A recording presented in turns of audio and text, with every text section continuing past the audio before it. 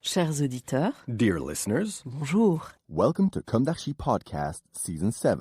Saison 7, dans le monde fascinant des architectes. And in the architectural projects. Je suis Anne-Charlotte Deponte, passionnée d'architecture et docteur des universités en histoire de l'archi. I am one of the spokespersons of Anne-Charlotte, who is a PhD in architecture history. Merci Thank you d'être avec moi aujourd'hui. to be with us today. Et And maintenant, now, lundi en français, place au talent. and Wednesday, let's talk projects. In English, of course. Bienvenue dans Comme d'Archi. Bonjour mes chers auditeurs, ravi de vous retrouver aujourd'hui pour un nouveau spot de Comme d'Archi. Sachez que la prochaine interview d'architecte arrive très très bientôt.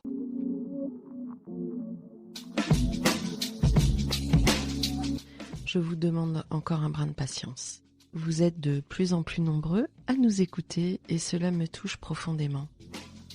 Tenez, ces 30 derniers jours, l'écoute aux États-Unis a même dépassé celle en France. Alors, à vous, amis américains, merci.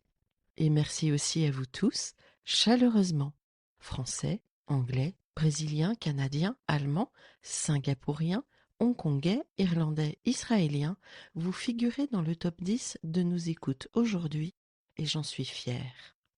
Japonais, belges, néerlandais, suisses, italiens, algériens, espagnols, congolais, lettons, luxembourgeois, vous constituez le socle des 20 suivants. Et la Guadeloupe, vous êtes les derniers de la longue liste des 65 pays qui nous ont écoutés depuis 30 jours. Revenez nous voir. Cela me remplirait de joie. Ici, nous cherchons à ouvrir le champ culturel, non pour diluer les cultures locales, mais pour mieux les connaître, mieux les valoriser. Nous aimons les singularités constructives, les traditions, autant que la création contemporaine. Avant d'entrer dans le sujet du jour, j'ai une pensée particulière pour les Philippines. Durement touchées ces dernières semaines par les catastrophes naturelles. Je pense à ces maisons en bambou, le Bahay Kubo, et cette belle tradition du Bayanihan, l'entraide communautaire pour reconstruire. Cette image m'émeut profondément.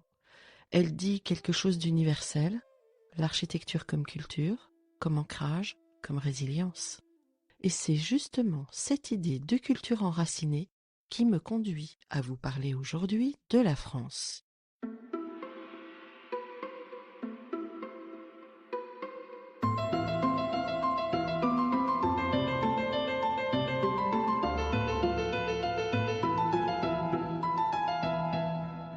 Car nous venons de vivre un moment particulier, les Journées nationales de l'architecture, sous la thématique de l'ordinaire, journée qui s'achève à peine. Un temps fort censé célébrer la création, les savoir-faire et les métiers du bâti. Mais au même moment, un autre événement vient en contrepoint. Les résultats très attendus du concours pour la nouvelle entrée du Louvre. Un concours éminemment symbolique et surtout révélateur. Le 10 octobre, le ministère de la Culture a donc dévoilé les 5 équipes lauréates en conception et le verdict est tombé. L'agence londonienne Amanda Levitt Architects. La très importante agence new-yorkaise Dealer Scofidio plus Renfro avec Architecture Studio. L'agence japonaise Sana avec Dubuisson Architecture. Sous Fujimoto Tokyo et Paris, mais surtout Tokyo. Et enfin Seldorf Architects, New York, avec base paysagiste. 5 équipes. 0 française en tête d'affiche. Les agences hexagonales n'arrivent qu'en second rôle comme partenaires obligés. Et forcément, la question fuse. Qu'apprend-on aujourd'hui dans les écoles d'architecture en France pour qu'aucune agence nationale ne figure dans le peloton de tête d'un concours aussi stratégique? Hier encore, à l'heure où j'écrivais ces lignes, un de mes clients architectes m'a interpellé sur ce résultat et sur l'article de Christophe Leray de Chronique d'architecture qui s'est promptement emparé du sujet. Par discrétion, je tairai le nom de mon client et il se reconnaîtra forcément s'il m'écoute.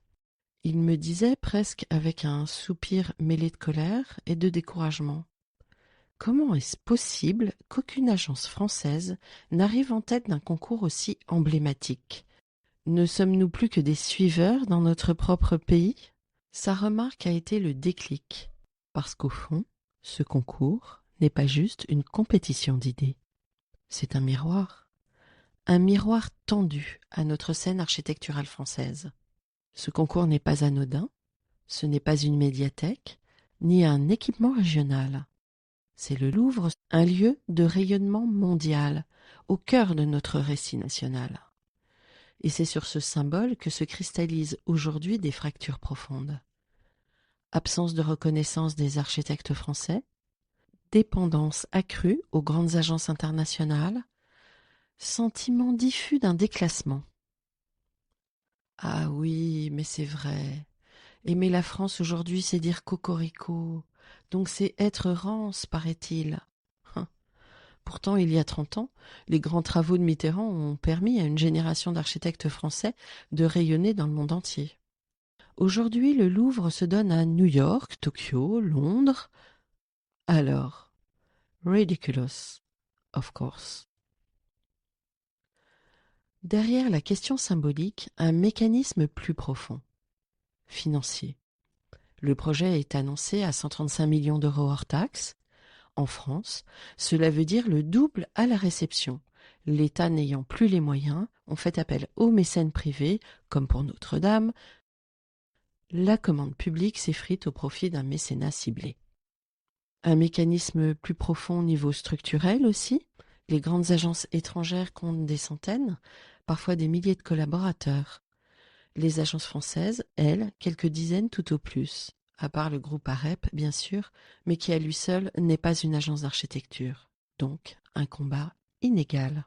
Un mécanisme plus profond, d'ordre systémique. La scène française est prise en étau entre une pédagogie très orientée sur la frugalité, le réemploi, la micro-échelle, et une commande prestigieuse qui exige monumentalité, stratégie, puissance de frappe. Les jeunes architectes français n'en sont pas moins talentueux. Ils sont simplement préparés à autre chose que le Louvre.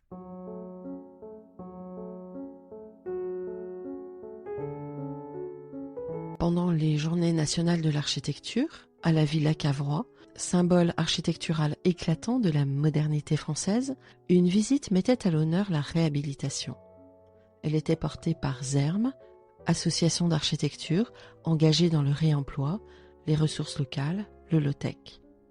Tout cela est noble, mais aussi très révélateur. Quand le discours dominant, en école comme en pratique, se concentre sur la réaffectation d'objets, de matériaux, sur l'esthétique de la sobriété, que reste-t-il de l'art de bâtir, de cette ambition constructive qui fit la grandeur de notre architecture?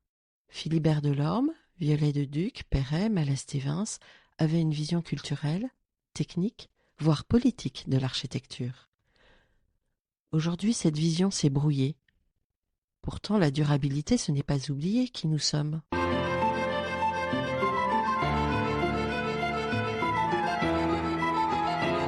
Le concours du Louvre n'est pas simplement une compétition d'idées, c'est une opération de rayonnement, un signal envoyé au monde entier. Il faut le dire clairement, c'est aussi une exclusion de fait des agences françaises. Christophe Leray, dans Chronique d'architecture, le formule avec une ironie crue. Une dépendance croissante à l'argent privé, une dévalorisation du savoir-faire français, un déséquilibre structurel dans les appels d'offres et une crise de confiance envers notre scène nationale. Son article se termine sur cette provocation lucide. Brûlons le Louvre. Non pas pour le réduire en cendres, mais pour dire combien ce concours révèle l'ampleur du désenchantement. Je ne suis pas la seule à le penser, et je le dis avec franchise. Oui, j'ai honte de ce gâchis, pas de la France, pas de son patrimoine, mais de cette incapacité collective à faire émerger et soutenir nos propres forces. Ce n'est pas un repli sur soi, c'est une exigence de cohérence culturelle. On peut être ouvert au monde, et je le suis profondément, tout en étant lucide sur ce qui s'effrite chez nous.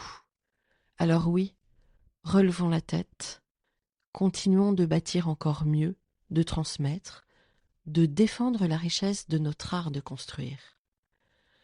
L'heure est à la sobriété, oui, mais pas à l'effacement, pas à l'oubli de notre culture constructive, pas à la disparition de nos voix.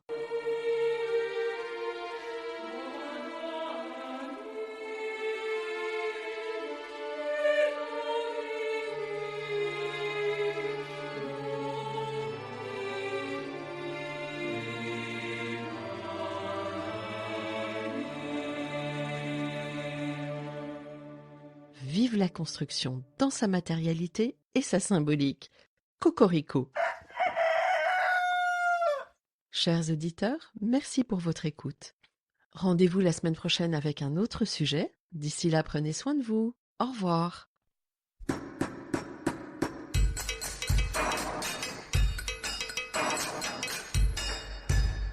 Chers auditeurs, merci pour votre écoute. N'oubliez pas de retrouver nos sujets en avant-première sur Instagram à l'adresse @commedarchipodcast. Si vous aimez ce podcast, favorisez sa diffusion en lui donnant 5 étoiles sur Apple Podcast, plus un petit commentaire, ou sur votre plateforme de podcast favorite. Et surtout, abonnez-vous pour écouter tous nos épisodes gratuitement. À bientôt, et d'ici là, prenez soin de vous.